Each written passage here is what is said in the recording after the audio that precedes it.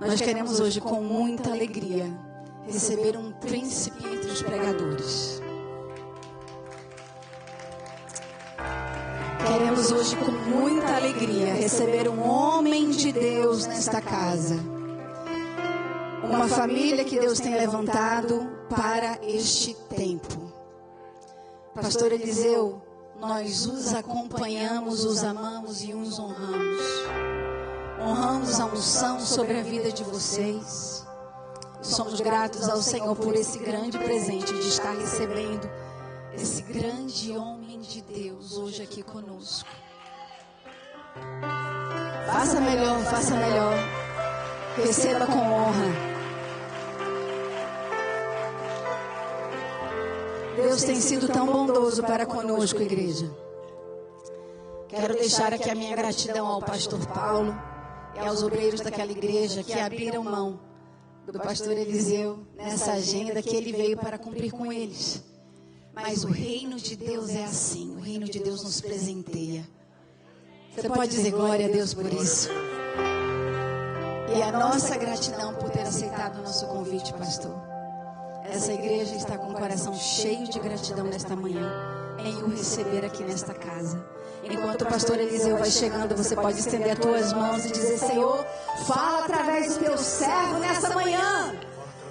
Diga obrigado, Deus, por esse grande presente hoje. Abençoe a vida dele, abençoe a família dele. Abençoe Luana e crianças que ficaram, não passaram bem essa noite, mas ele veio abençoar as nossas vidas nessa manhã. Então diga: obrigado, Senhor. Usa o teu servo para falar aos nossos corações. Em nome de Jesus. Amém.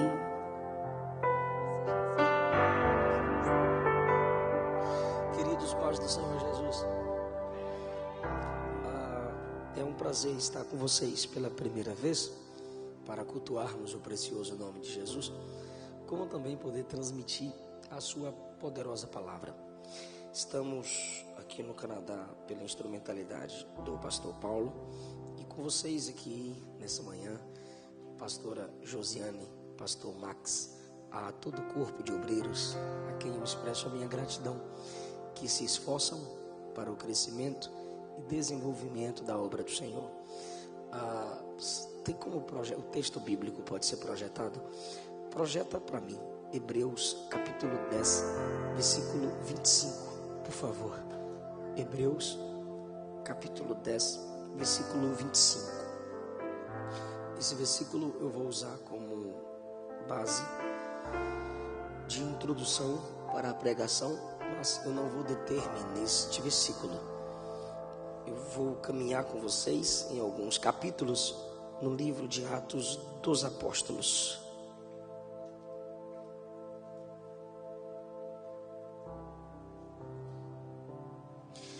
Não deixemos de congregar-nos, como é de costume de alguns. Deixe sua Bíblia em Atos aberta, por favor, eu prefiro. Aqui vocês podem acompanhar na tela, por favor. Não deixemos de congregar-nos, como é de costume de alguns, como é costume de alguns.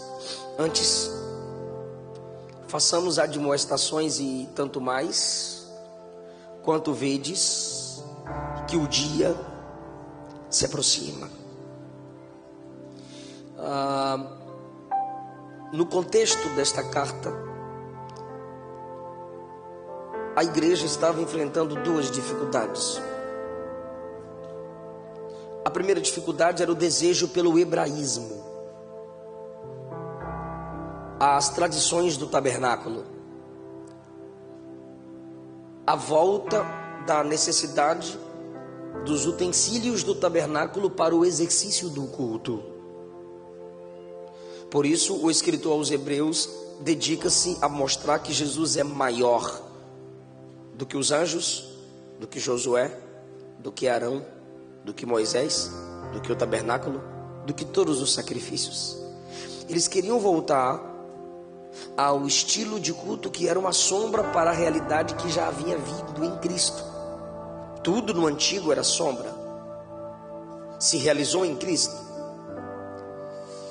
E essa dificuldade que esse pastor enfrentava Alguns pastores enfrentam hoje alguns irmãos com a mania de hebraísmo nos cultos.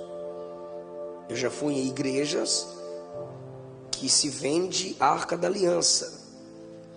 Igrejas que se eu não colocasse o quipá eu não pregaria. E eu não coloquei e não preguei.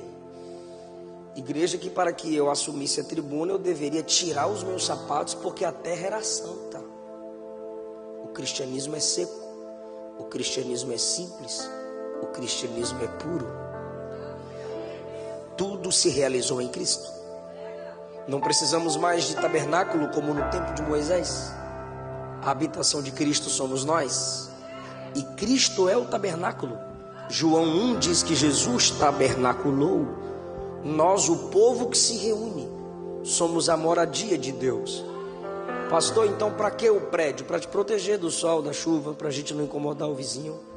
Mas a sua casa, a sua cama, seu sofá é mais sagrado do que essas cadeiras. Não é aqui que o Espírito Santo habita, é em nós. Eu sei que às vezes isso pode assustar alguns irmãos, porque eles se conectam demais com o hebraísmo, sendo que na nova aliança, qualquer pessoa de qualquer nação, e se Israel quiser ser salvo, precisa crer no Cristo enviado de Deus. Eles queriam voltar aos costumes, e para isso estavam deixando de se reunir, procurando sinagogas para voltar ao estilo de culto antigo. A segunda dificuldade eram as lutas, as perseguições. A igreja enfrentava a dificuldade por esses que queriam resgatar o hebraísmo, e enfrentava a dificuldade por aqueles que eram inimigos da cruz. E o autor diz: não deixemos de congregar. Não deixe de congregar-se como igreja real, que crê que Cristo já cumpriu tudo para voltar ao hebraísmo. Não deixem de se congregar por causa das dificuldades, por causa das perseguições. O pastor vinha comentando comigo no carro, os pastores, que quando neva muito aqui diante de você, na frente, na cidade de vocês, muita neve, eu disse, então as pessoas param. Ele diz, não, os irmãos vão para a igreja, a gente tem culto, as pessoas trabalham, a vida não pode parar. As dificuldades estavam fazendo com que os irmãos parassem de congregar. E a exortação é, não deixemos, porque o próprio autor sabe que ele também tem possibilidade de desistir de congregar, desistir de estar reunido com os irmãos, como é o costume de alguns. Já tinha desigrejado lá, é realidade, mas não é novidade. E desigrejado eu uso não um termo pejorativo, mas aquele que está desconectado de uma igreja local. Agora, qual a necessidade de congregar? Ele diz, para que façamos, ou antes de você parar de congregar, façamos admoestações. O que é fazer admoestação? É exortarmos uns aos outros a não desistirem da caminhada. E mais uma vez a gente volta para o hebraísmo, que é perigoso, quando a igreja foca no pastor, na pastora, no pregador ou no cantor, e diz, prega pregador, canta cantor, porque daqui a pouco para casa eu vou. Ou seja, a gente não faz nada. Do púlpito sai tudo aquilo que é necessário para nós, e nós, a gente cala a boca, senta e vai para casa. Não, não é assim. Não há mais um sacerdócio selecionado na tribuna. Não há mais um papado e leigos. Não, todo mundo aqui é sacerdote de Jesus. Você pode orar um pelo outro. Você pode edificar um ao outro com pregações, composições, desde que esse que tem uma palavra para o outro tenha base bíblica, tenha experiência e tenha preparo para tal. Então ele diz, antes congreguemos para que façamos admoestações, para que aconselhemos-nos mutuamente. E tanto mais, agora ele agrava o assunto, ele diz, e tanto mais, quanto vedes que o dia com D maiúsculo, no Novo Testamento, também no Antigo Testamento, o dia do Senhor é juízo. No Novo Testamento, o D maiúsculo é a vinda do Senhor. O que ele está dizendo é que enquanto você se congrega, enquanto você faz parte de uma congregação local, enquanto nós nos esforçamos para reunidos edificarmos uns aos outros, estamos sendo preparados para a vinda do Senhor. É incongruente você cantar Maranata, Maranata, a hora vem Senhor Jesus, se nem para a igreja local tu vens. Ele vem buscar um povo que se edifica, que se ama. E quanto mais eu congrego, mais edificado eu sou, ao ponto de pensar no céu. E quem mais pensa no céu são aqueles que são mais bênçãos para essa terra. Dito isso, cuja exortação é: não deixe de congregar. Eu lembro que alguns irmãos dizem, alguns pregadores dizem, e tem até umas canções que nos fazem lembrar da igreja primitiva. Quem já cantou aquela da Mara Lima assim? Dá uma pausa no teclado rapidinho, mas se lembrar tu pega. Eu queria ver, é raiz, a bravura dos santos. Todo mundo queria ver, né? Quem queria estar lá? Quem queria estar lá? Nem todos que cantam que queria ver gostariam de estar lá. A bravura dos santos, fazendo o quê? Enfrentando leões. Só que a gente vai cantando, e vai mostrando: isso que era igreja. Aí chega no coro: oh meu Deus, reaviva a sua igreja de novo. Olha a humildade no coro. Faz a chama arder esse povo. Como foram os primeiros cristãos. De novo.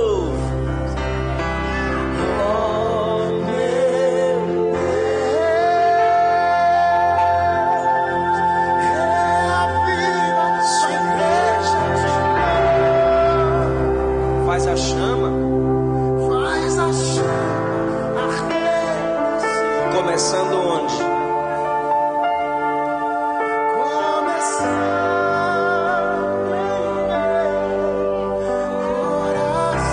É linda ou não é a música?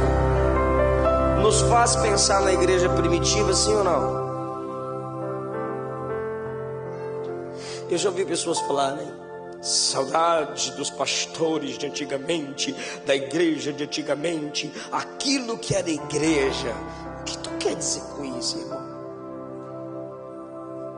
Aí os desigrejados, crentes,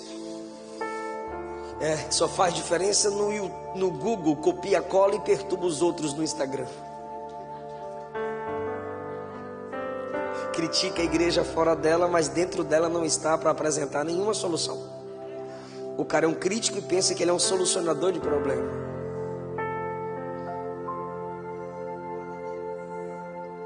A igreja primitiva era uma igreja de oração.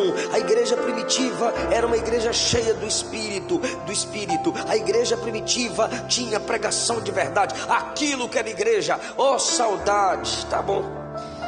Quando a gente faz uma leitura superficial da igreja de Atos ou em Atos, a gente pensa em enxergar uma igreja perfeita, mas ela não era perfeita.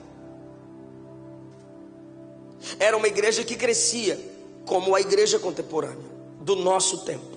A igreja está crescendo. Só que quando meu pai já foi pescador, maior a rede, quanto maior a pescaria, mais peixes podres virão dentro dessa rede. Peixes ruins e peixes bons, e Jesus falou sobre isso em Mateus 13:47. Aquela igreja é a cara da nossa igreja. Então alguns dizem: eu não congrego porque a igreja não é como antes. Na realidade, você não congrega porque você nunca foi como a igreja de tempo algum. Por que eu digo isso? Porque aquela igreja não era perfeita. Eu vou mostrar para vocês que a igreja primitiva tinha tudo para desanimar as pessoas de congregarem, do mesmo jeito que há na igreja que tu congrega. Do mesmo jeito que há problema na minha igreja, e um dos problemas sou eu. Há problemas na sua igreja, há problemas em qualquer igreja. E a igreja primitiva não era perfeita. Pense comigo, primeira carta de Paulo aos Coríntios, capítulo 15. A Bíblia diz que Jesus apareceu a mais de 500 irmãos. A mais de 500 irmãos depois de ressuscitado. Atos capítulo 1 conecta-nos ao tempo da primeira carta de Paulo aos Coríntios, capítulo 15. Em Atos 1, Jesus passa 40 dias na terra pregando o reino de Deus. E de repente Jesus diz a eles, capítulo 1, versículo 8, que eles receberiam poder, mas para isso eles precisariam esperar. Eles deveriam esperar em Jerusalém a descida do Espírito Santo. Nesse tempo de espera, o que a igreja fez? A igreja foi orar. Agora preste atenção nisso. Jesus morreu na Páscoa porque ele é o Cordeiro. Ressuscitou no dia de primícias porque era o dia da oferta do movimento no altar. E Jesus tinha que morrer na Páscoa por ser o Cordeiro, e tinha que ressuscitar no dia de primícias porque haveria de movimentar a terra. Houve terremoto, o anjo se movimentou do céu para a terra, Jesus se movimentou do túmulo para fora, e as mulheres se movimentaram indo anunciar que Jesus já estava vivo. Foi o dia do movimento para Deus. Ele ressuscita no dia de primícias e ele fica 40 dias na terra. O Pentecostes era 50 dias após a festa de primícia. No primeiro dia ele ressuscita, ele fica 40 dias na terra. Pentecostes é 50º dia da colheita. Se ele ressuscita no dia 1 e sobe no dia 40º, e o Espírito Santo desce no dia 50º a partir da festa de primícias, então ficaram 10 dias de espaço. Ele ressuscita no dia 1, ele sobe no 40º, do 40º para o 50º, quantos dias? 10. Jesus desceu no Pentecostes, subiu no 40º, mas ressuscitou no dia 1 da festa de primícias. Ressuscita no dia 1, sobe no 40º, e esperam-se 10 dias para a descida do Espírito Santo. Mais uma vez eu pergunto, quantos dias para a descida do Espírito Santo? Jesus apareceu a mais de 500 irmãos, sobe no 40º, 10 dias de oração. Ele tinha aparecido para mais de 500 irmãos, mas nesses 10 dias de oração, olha isso, capítulo 1, versículo 15. Por esse tempo, cerca de 120 discípulos estavam reunidos num só lugar, orando. Cadê os 380? É igualzinho a nossa igreja. Marca congresso, lota. Marca acampamento, enche. Traz cantor famoso, uhul! Marca 10 dias de oração. Irmão, não marque 10 não, marque 5 dias de oração. Cadê os 500 do manto? Cadê os 500 que viram Cristo ressuscitado e assunto ao céu? Desaparece. Chamar a igreja para orar é esvaziar evento. Chamar crente para orar é desanimar alguns. A realidade é revelar quem é e quem não é.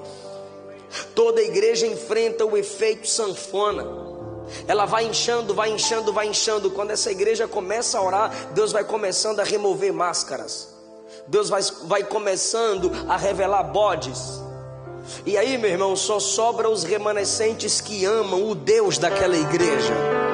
E quem não ora, não ama a Deus. Quem não me ama, não dialoga comigo, não fala comigo, não olha na minha cara. Se você não ora, você não está diante da face de Deus, você não dialoga com Deus, você não tem comunhão com Deus. Olhe para a igreja primitiva, a igreja top, a igreja de anjos. 10 dias de oração, o número de 500 crentes diminui para 120 no lugar de oração. O que você diria dessa igreja? A oração é a única ponte que nos conecta ao trono da graça. É o único meio pelo qual o Espírito de Deus pode nos fortalecer. Mas essa igreja, inicialmente, teve uma redução no número de gente que dizia amar a Deus em 10 dias de oração. Segundo lugar, veja como essa igreja se assemelha à nossa igreja. Jesus disse no capítulo 1, versículo 8, se puder projetar Atos capítulo 1, versículo 8. O Senhor diz: vocês receberão poder quando o Espírito descer sobre vocês, e serão minhas testemunhas em Jerusalém, Judeia, Samaria e nos locais mais distantes da terra. Jesus está falando que quando a igreja fosse cheia do Espírito Santo, ela deveria se espalhar, sair pregando o Evangelho. Eu gosto dessa tradução quando diz assim, ó: vocês serão minhas testemunhas tanto em como em. Pode me ajudar? Diga: tanto em como em. Nós lemos esse texto e estabelecemos escala de prioridade. Olha, Jesus disse primeiro Jerusalém, depois Judeia, terceiro Samaria e por último ele mandou fazermos missões transculturais. Não, ele não está determinando escala de prioridade. O segredo está em tanto em como em. Quando vocês forem cheios, vocês vão pregar em Jerusalém, e enquanto pregam aqui, preguem na Judeia, preguem na Samaria e alcancem os confins da terra. Ele está ensinando que a igreja cheia do Espírito Santo deve se espalhar e alcançar as nações, deve se espalhar evangelizando, levando a mensagem do Evangelho. Mas para muitos, a igreja primitiva era perfeita, a igreja primitiva era poderosa. Então tá bom, Jesus mandou que quando fossem cheios era para vazar de Jerusalém e alcançar o mundo. Capítulo 2, eles são cheios. Onde eles pregam? Jerusalém. Capítulo 3, estão cheios. Onde eles pregam? Jerusalém. Capítulo 4, estão cheios. Onde eles pregam? Jerusalém. Capítulo 5, estão cheios. Onde eles pregam? Jerusalém. Capítulo 6, estão cheios. Onde eles pregam? Jerusalém. Capítulo 7, estão cheios. Onde eles pregam? Jerusalém.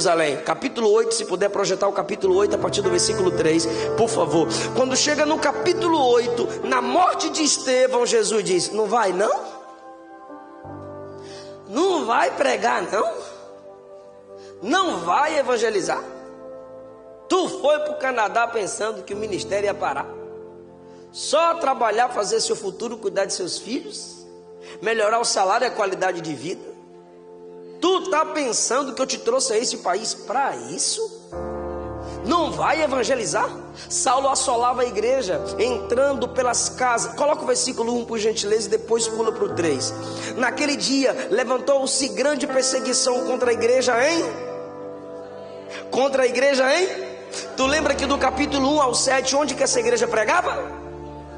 Fala, onde essa igreja estava? Aí a perseguição veio contra a igreja que estava onde? Era Jesus dizendo: vai ou não vai?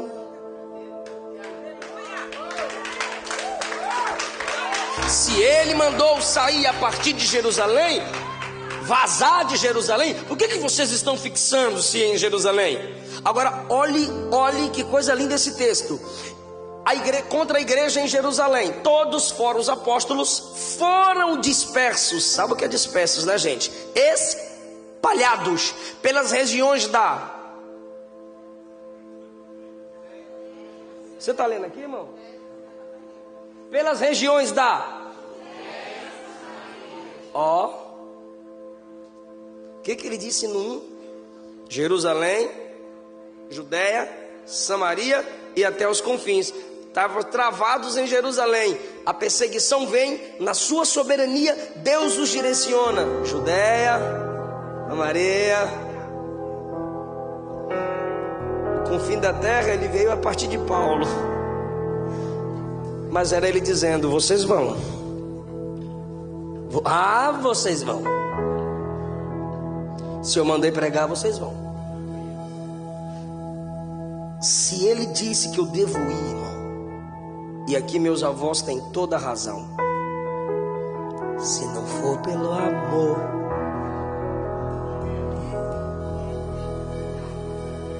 Jonas, vai pregar, vou não. Tu vai pregar, prego não. Desce a Jope, vai pregar, prego não. Vai para Tarsis, vai pregar, prego não. Vem a tempestade, ele está dormindo, os marinheiros descem, fazem com que ele suba. Quando eles sobem, quem é o teu Deus? De que povo és tu? Por que nos veio esse mal? Sou hebreu, sirvo ao Deus que fez o céu e a terra, e esse mal veio por minha causa. Lance-me no mar e o problema calma. Lançaram Jonas no mar, a tempestade acalmou. Os marinheiros que eram idólatras adoraram o Deus de Jonas. Pregou e ainda ganhou a alma, irmão. Era Jeová dizendo: prega ou não prega? Irmão, nem que seja na UTI, toda torta, todo torto, mas tu vai pregar lá, irmão.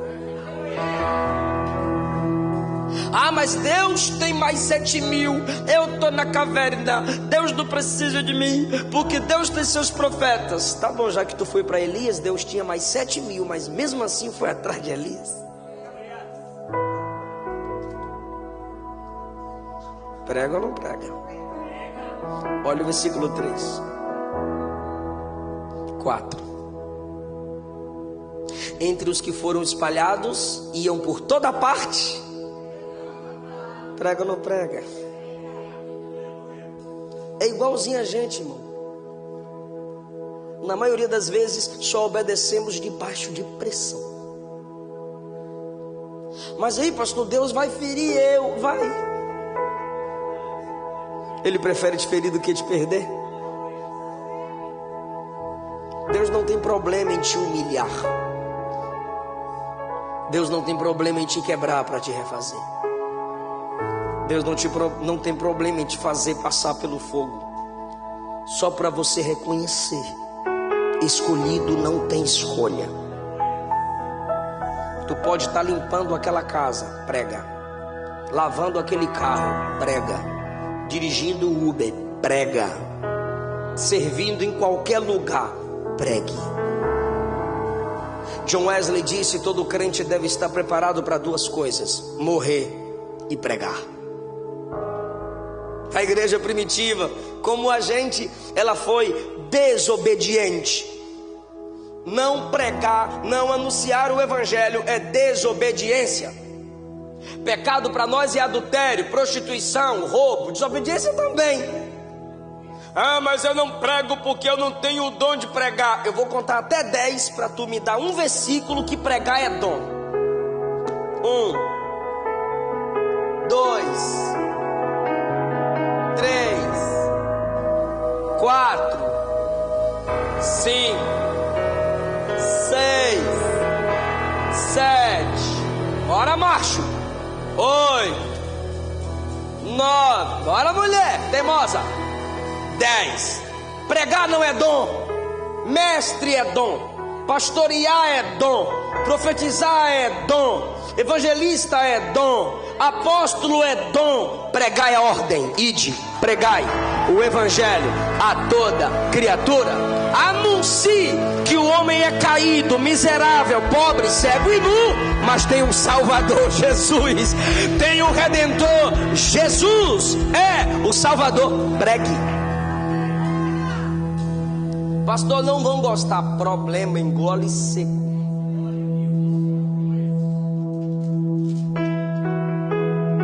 Pregue. Deus te trouxe para anunciar o evangelho. Volte a crer na soberania de Deus. Tanta gente tentou vir e não veio. Tantos tentam entrar e não entram. E tu acha que Deus tem prioridade com o seu bem-estar? Com seu status? Com sua fotinha em locais famosos?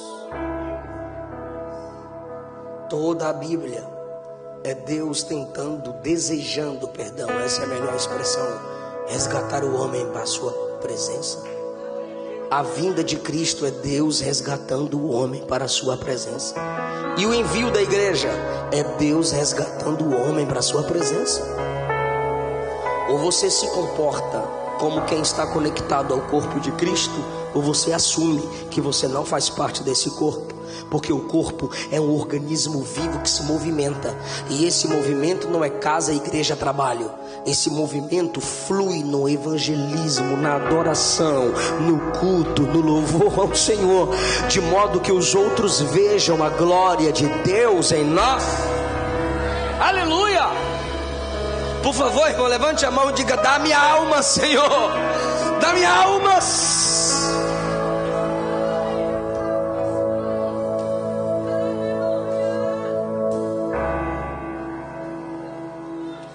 Essa igreja,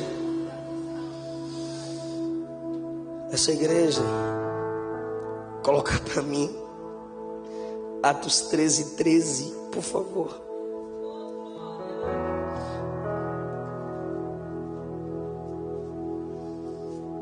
Atos capítulo 13, versículo 13, diz assim: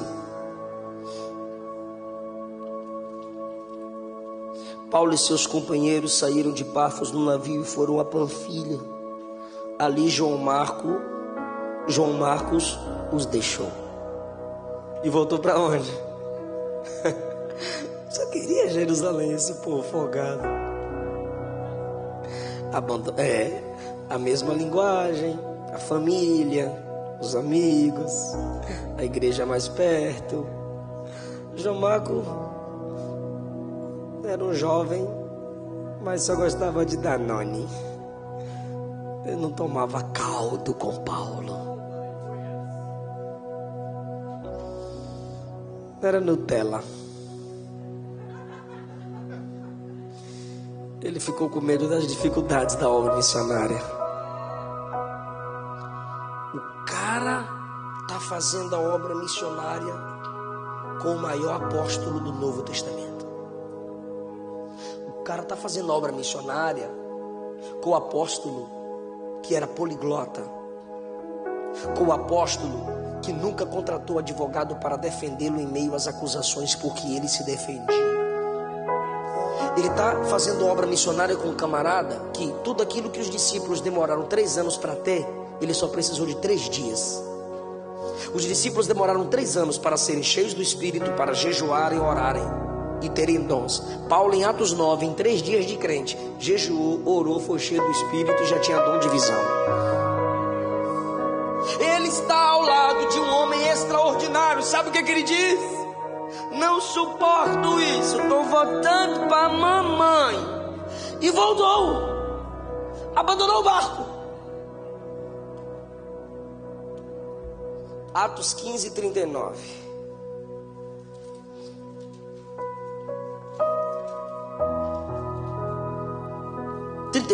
Atos 15:36. Algum tempo depois, Paulo disse a Barnabé: vamos visitar os irmãos por todas as cidades nas quais anunciamos a palavra do Senhor, para ver como passam. Esse anunciar a palavra do Senhor aqui é onde plantamos igrejas. 37. Barnabé queria levar. Me ajuda, irmão, eu estou todo empolgado. Barnabé queria levar quem? João Marcos. Logo João Marcos, Barnabé. Mas Paulo não achava justo levarem aquele que se afastara desde a Panfilha, não os acompanhando no trabalho. Pode parar aí, por favor, deixa a pausa. Não some não, deixa aí, por favor. Paulo diz: não vai, é injusto.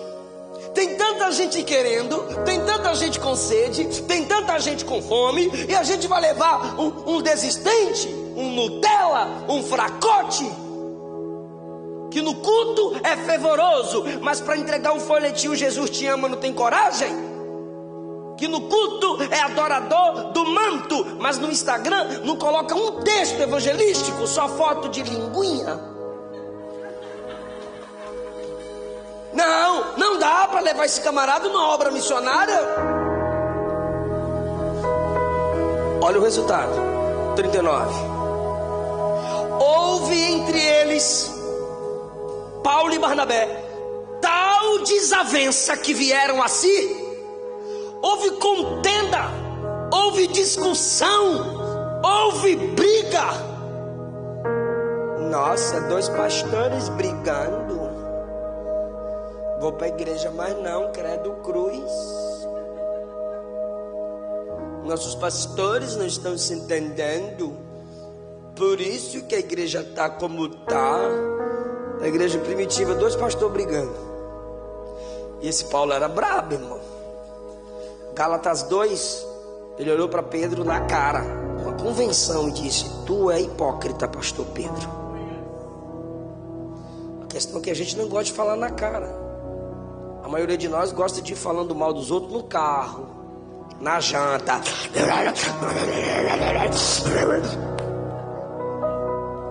Mas não trata a cara. Fica dando indiretinha no Facebook. Eu falo mesmo, eu sou profeta, né? Não, você é fofoqueiro. Se fosse profeta, você falaria na cara. Eu tive uma desavença com um profeta aí, mas ele que começou.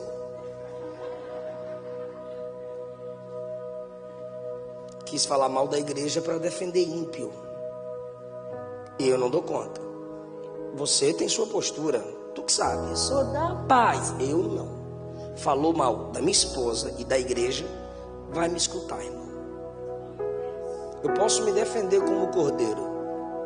Chega no YouTube e coloca: ataque a Eliseu Rodrigues. Vários pastores me atacando. Eu não vou responder. Não vou.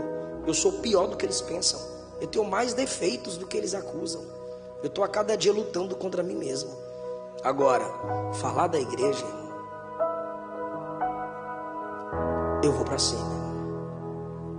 Ou você estuda eclesiologia para falar sobre a igreja, ou se você estiver magoado, quem é você para falar da igreja? Cala a boca. Ah, vou desviar, tchau. Ela fica melhor sem você.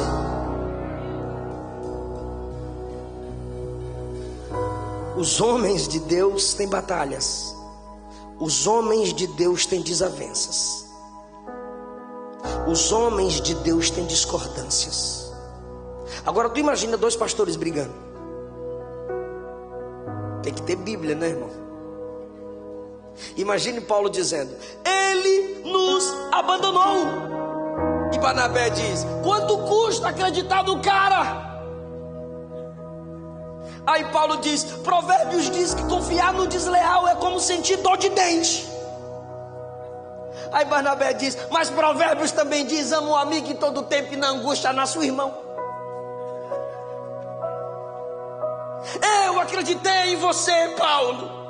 E Barnabé diria, e Paulo diria: mas eu te abandonei? Eu fui leal. Eu nunca virei as costas para você. Aí Barnabé diria: mas ele é novo. É do novo que se faz o velho. Que ele se comporte como um homem desde já. Ele precisa ser disciplinado. Tu imagina, irmão? Aí Barnabé vem, vem Barnabé: mas cadê o amor? Aí Paulo pergunta: cadê a justiça? Barnabé: cadê a graça? E Paulo: cadê a verdade? Ah, mas Jesus é a água da vida. E Paulo: é fogo consumidor. Imagina, irmão, cada um com sua ênfase. Sabe o que aconteceu? Se separaram. Adoado cada um no seu quadrado. Corta aqui. Eu não faço mais obra com você, Paulo. Nem eu com você, Barnabé. Você está escolhendo um desleal. Lá na frente, Paulo e Barnabé se abraçam. E Paulo escreve: traz João Marcos, porque ele é útil para mim.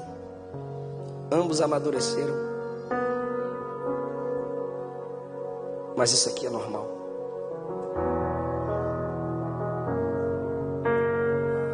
Se você disser que desviou, que saiu da igreja, porque você percebeu desavença entre pastores, tu é bebê demais. Está na hora de crescer. Você não é bebê, igreja não é berçário, Jesus não é babá. Amadurece. Eu estou te dizendo que as mesmas desavenças que há hoje houveram na igreja primitiva. Vai fazer o que agora, neném? Vai rasgar a Bíblia? Ou tu acha que pastor é anjo literalmente falando? Um dos problemas da igreja se chama você. É por isso que você está aqui. Para crescer, para melhorar, para evoluir. Os pastores são imperfeitos, mas o dono da obra é perfeito. Todo mundo aqui está num processo. Aleluia! É Deus quem estabelece lideranças, é Deus quem estabelece em cada área onde serviremos. Mas ninguém aqui tem uma auréola na cabeça, ninguém aqui é a quarta pessoa da divindade. Não, todos temos falhas, mas alguns são mais maduros que os outros. Alguns têm mais experiências que os outros. Olha como Deus é. Eu não gosto muito desse versículo, mas eu tenho que aceitar o versículo. Por que, pastor, você diz isso? Se eu pudesse, eu não perdi ninguém. Se eu pudesse, eu não me separaria de ninguém. Só que às vezes nós queremos trazer todo mundo à nossa mesa, e quando a mesa não couber, vamos ter que torná-los cachorrinhos para comer das migalhas da nossa atenção, do nosso amor, do nosso ministério. E às vezes Deus faz isso, permite certas separações. Coloca o versículo 40, por gentileza.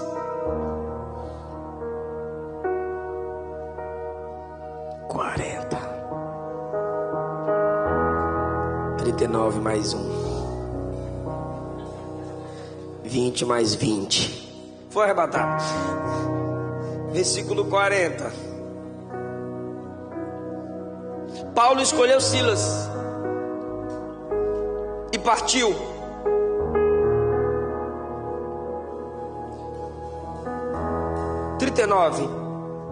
Barnabé levou João Marcos e navegou para Chipre. Me ajuda, Barnabé e João Marcos foram para onde?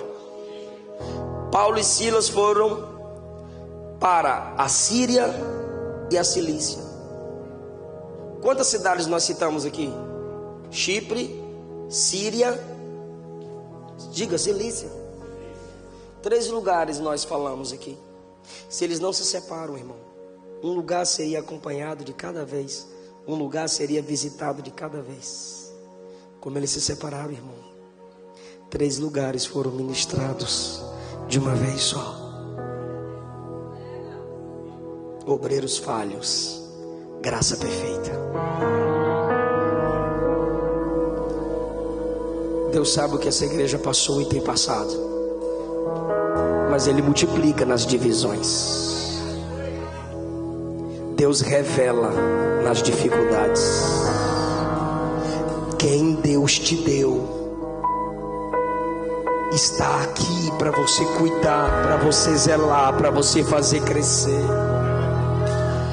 para que possamos aprender a vigiar quem é e quem não é.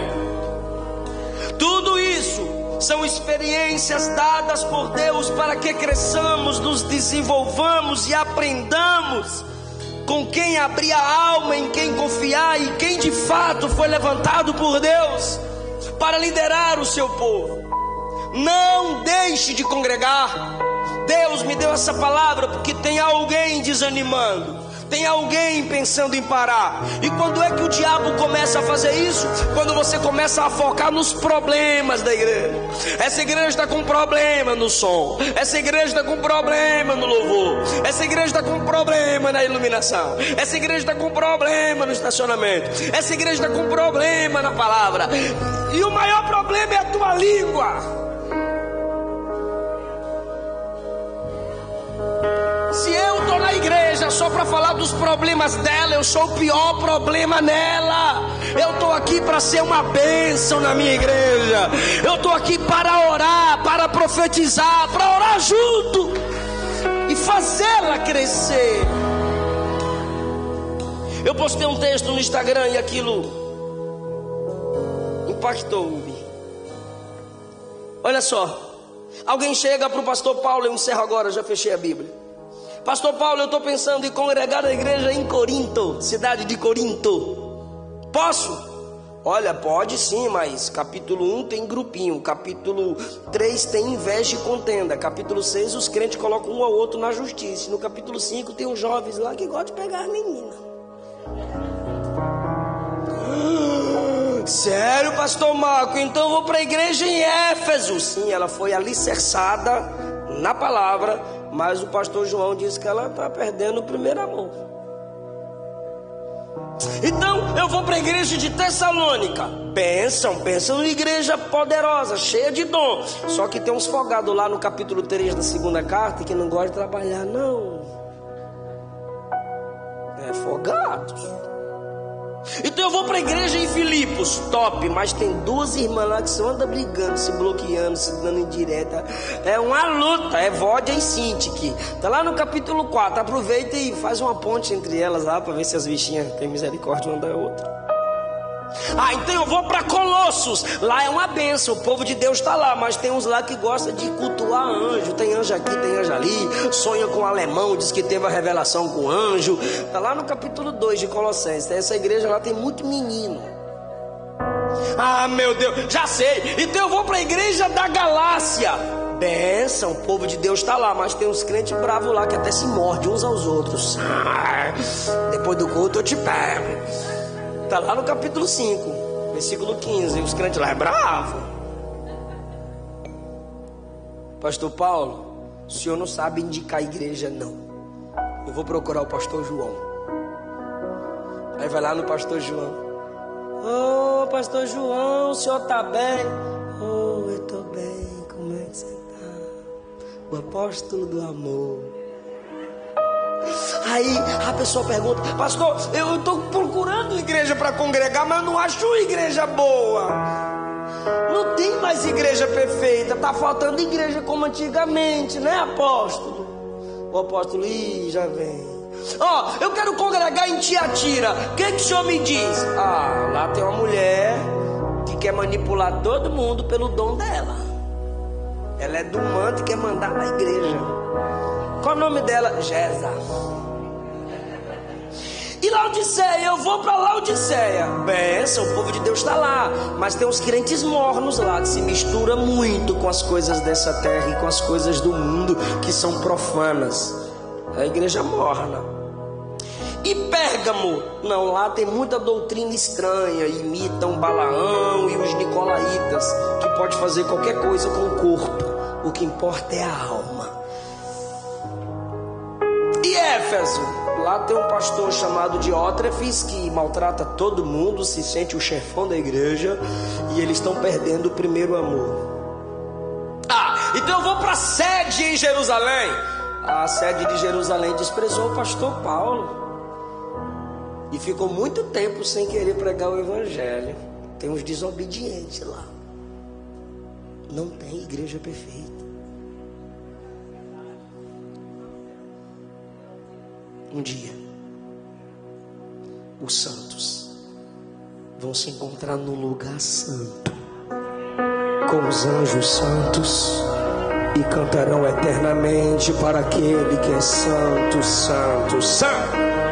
Lá não haverá as dificuldades que temos aqui, mas enquanto caminhamos nessa igreja militante, perdoe. Orai uns pelos outros. Acredite que Deus vai levantar quem caiu. Acredite que Deus vai fortalecer os fracos.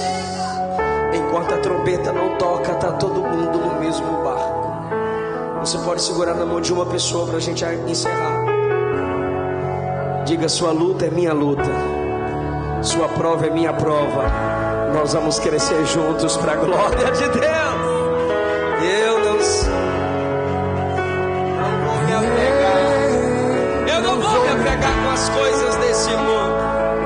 O que Ele me estabeleceu na igreja para ser uma bênção para ela. Que Deus te use. use para a sua igreja. Que Deus te fortaleça nessa igreja. Perdoe. Dê mais uma chance. O Espírito Santo tem perdoado você. O Senhor tem te dado graça. Não desiste da igreja. Não desiste da igreja. Pastora, ministra sobre nós. Ministra paz, comunhão, amor, perdão.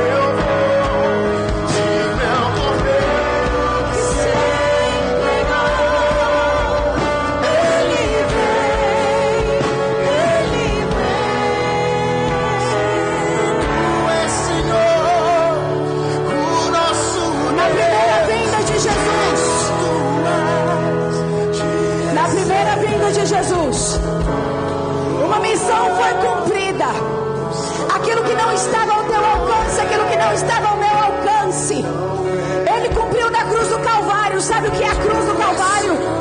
É um contrato vicário. A graça foi enviada à terra. Aquilo que você e eu não tínhamos condição de alcançar, por causa de todas as nossas imperfeições. Diz pro teu irmão agora: um novo caminho foi inaugurado. Um novo caminho foi inaugurado.